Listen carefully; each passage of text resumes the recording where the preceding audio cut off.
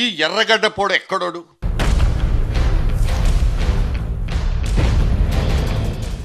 బొగ్గు ఫైళ్లకు కాళ్ళెందుకు మొలిచినట్లు?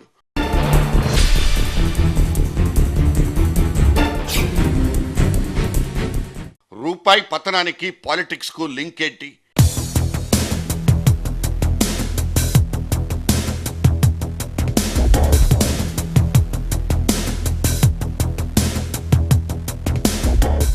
జైల్లో ఉన్న జాదూగర్లేనంటున్న ఆ కొత్త చట్టం పేరేంటి?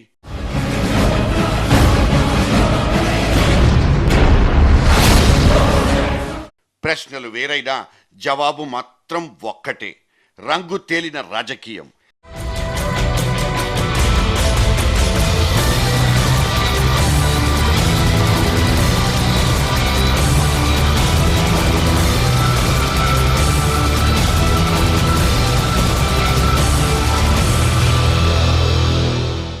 ఎటు చూసినా ఎర్ర బల్బులే, అన్ని వైపుల నుంచి ప్రమాద హెచ్చరికలే.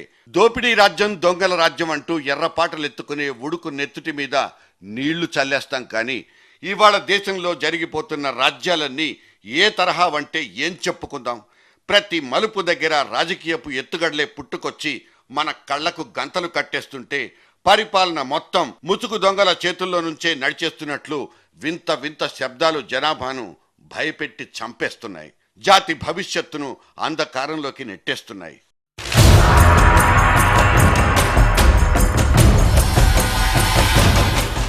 యాసిన్ భట్కల్ 31 సంవత్సరాల కుర్ర ఇంజనీర్ కరుడుగట్టిన తీవ్రవాదిగా ఎందుకు మారాడు? ఎక్కడో కర్ణాటకలో పుట్టి మన దిల్సుఖ్ నగర్ ఘోర విషాదానికి ప్రధాన కారకుడిగా ఎందుకు మిగిలాడు?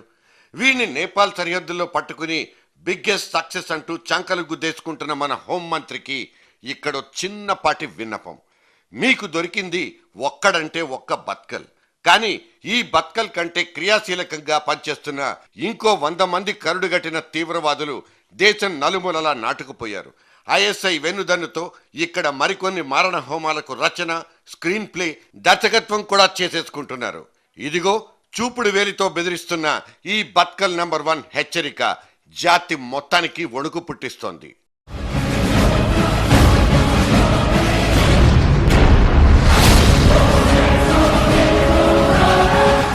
అబ్దుల్ కరీం తుండా ఇవాళ యావత్ దేశ నాశనాన్ని కళ్ళారా చూడాలనుకున్న కరుడుగట్టిన తీవ్రవాది. వీడు పుట్టింది ఎక్కడైనా కావచ్చు, గుండె నిండా స్ఫూర్తి పొందింది మాత్రం 1992 డిసెంబర్ 6 నాటి అయోధ్య అనే రాజకీయ రగడ నుంచి.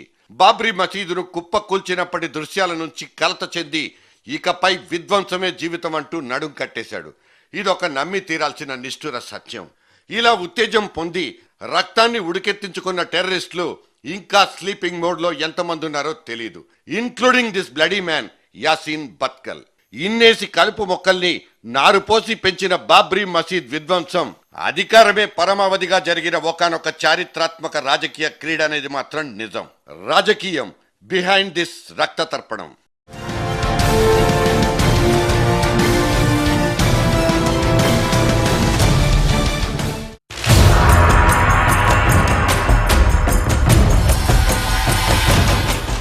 లక్షన్నర కోట్ల విలువైన స్పెక్ట్రమ్ తరంగాల వేలం గురించి ప్రధానమంత్రి కార్యాలయానికి తెలీదు. దొడ్డి దారిన జరిగిపోయిన బొగ్గు నిల్వల కేటాయింపులకు సంబంధించి కూడా పిఎంఓ దగ్గర కనీస సమాచారం లేదు. ఇవాళ దేశంలో అతిపెద్ద కుంభకోణంగా ఖ్యాతికెక్కిన కోల్గేట్ స్కామ్ కు సంబంధించిన కీలక ఫైళ్లు కనిపించడం లేదంటూ సిబిఐ బిక్కముఖం వేసిన సంగతైనా మన్మోహన్ ఆఫీస్కి చేరిందో లేదో తెలీదు. మిస్ అయిపోయిన 43 ఫైళ్లలో 21 ఫైళ్లు దొరికేశాయి. మిగతా 3 ఫైళ్లు, 173 దరఖాస్తులు, 9 డాక్యుమెంట్స్ నిజంగా కనిపించడం లేదంటూ సాక్షాత్తు బొగ్గు మంత్రి రాజ్యసభలో ప్రకటించేశారు. ఇంకా స్పష్టంగా చెప్పుకోవాలంటే నార్త్ బ్లాక్ అనబడే కేంద్ర ప్రభుత్వ సచివాలయంలో పట్ట పగలే దొంగలు పడ్డారన్నమాట. కీలకమైన ఫైళ్లు మిస్ అయిపోతుంటే మీరేంటి గాడిదలు కాస్తున్నారా అంటూ బొగ్గు మంత్రిత్వ శాఖ మీద పేడ నీళ్లు జల్లేసింది మన సర్వోన్నత న్యాయస్థానం. పైగా సర్కారీ డాక్యుమెంట్ల అదృశ్యం అనేది తీవ్రమైన నేరంతో సమానమని, 2 వారాల్లోగా సిబిఐ అడిగినవన్నీ వెతికి తెచ్చివ్వకపోతే కూసాలు కదిలిపోతాయంటూ హెచ్చరించింది కూడా. కోల్గేట్ స్కామ్ ఏకంగా ప్రధానమంత్రినే బోన్లో నిలబెట్టబోయింది. సిబిఐ నివేదికను చాటుమాటుగా చదువుకున్నందుకు లా మినిస్టర్నే ఈడ్చి అవతలికి లాగిపారేసింది. ఈ బొగ్గు కుంభకోణం అనే తీగ ఇంకెన్ని డొంకల్ని కదిలిస్తుందోనన్న ఆందోళనకరమైన నేపథ్యమే ఈ ఫైళ్ల మిస్సింగ్ ఎపిసోడ్ని పుట్టించిందా?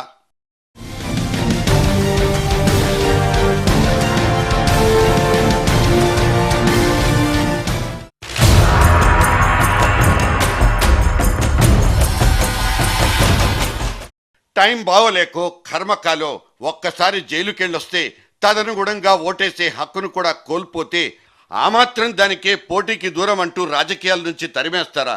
ఇది ఏం న్యాయం, ఇది ఎక్కడి నీతి అంటూ సగటు రాజకీయ నాయకుడు నెత్తి నోరు బాధేసుకున్నాడు. మీకోసమే మేమున్నదంటూ ఏకంగా చట్టమే చేసి సదరు సుప్రీంకోర్టు తీర్పును బుట్ట దాఖలు చేసేసింది మన కేంద్ర ప్రభుత్వం. రాజ్యసభలో ఆమోదం పొందిన ఈ బిల్లును పార్టీలకు అతీతంగా సభ్యులంతా చంకలెత్తుకుని మరీ ముద్దాడుకున్నారు. పైగా శ్రీ కోర్టు వారిది మరీ ఓవర్ యాక్షన్ అంటూ రివర్స్ గేర్లో మొట్టికాయలేసి పంపేశారు. ఇక మీ తీర్పులు మీవి, వాటిని కాలరాసే మా చట్టాలు మావి అంటూ తొండాటకు దిగేసిన ఈ పార్టీలన్నిటి ఐకమత్యం మిగతా చోట్ల మాత్రం ఎందుకు వర్ధిల్లదో.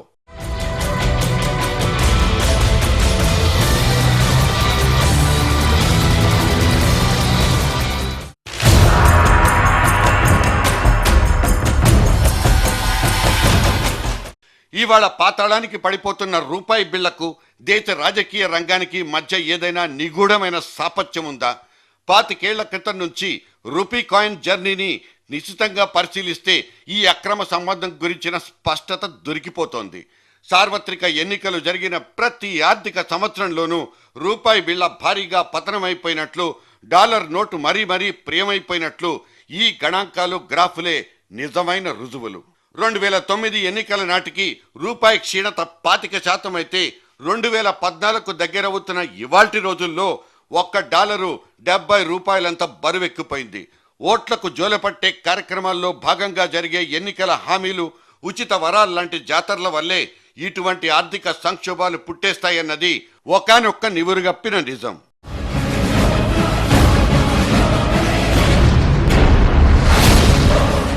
పేక మేడల్లాంటి ఈ సంకీర్ణ ప్రభుత్వాలు ఎప్పుడు ఎలా కూలిపోతాయో తెలీదు. వాటిని నిలబెట్టుకోవడం, అందుకోసం మిగతా పార్టీలకు బిస్కెట్లు పంచడం, ఈ సింగిల్ ఎజెండాతోనే ఫెడరల్ ప్రభుత్వాలు, వాటి వెనకే ప్రతిపక్ష పార్టీలు విచ్చలవిడి రాజకీయాలకు పాల్పడిపోతుంటే, వీటికి పరోక్షంగా జనామోదం లభిస్తుంటే పరిపాలన గాల్లో దీపం అయిపోక ఘనంగా ఎందుకుంటుంది?